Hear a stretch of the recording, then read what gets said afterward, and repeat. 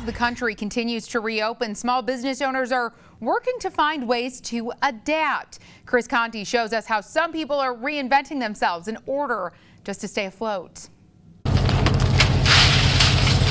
We've had to be really creative. Of all the tales fishermen have told, the story of the last 3 months is one Mark Harrell would prefer to rewrite. Yeah, we're not certain. We don't know what's going to happen. Mark and Captain Jim Markow are the two men behind Mystic Oysters in Noank, Connecticut. When we first met this pair back in March, they had just laid off every employee. This is a reality that none of us have ever experienced before.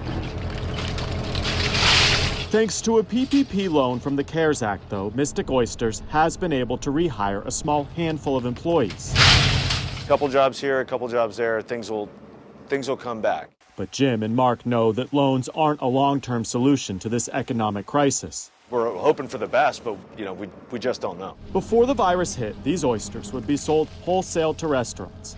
But with that market gone, Mystic Oysters was forced to reinvent themselves, like so many other businesses across the country. Through social media, they're now marketing directly to consumers. On weekends, they've started farmers markets. Other small businesses come here to sell their products as well. There's even talk of selling frozen oysters to local grocery stores. One of the most exciting things is allowing us to think outside the box where we, just never had to think about it before because we were doing so well. It's put us in a direction where we have other options to sell our product where we really didn't even think of that. And across the country, small businesses are realizing that in order to rebound, ingenuity and creativity are becoming the keys to survival. And we don't know how long this will last. As a researcher for the National Federation of Independent Businesses, Holly Wade's advice to small business owners: make sure you have a website.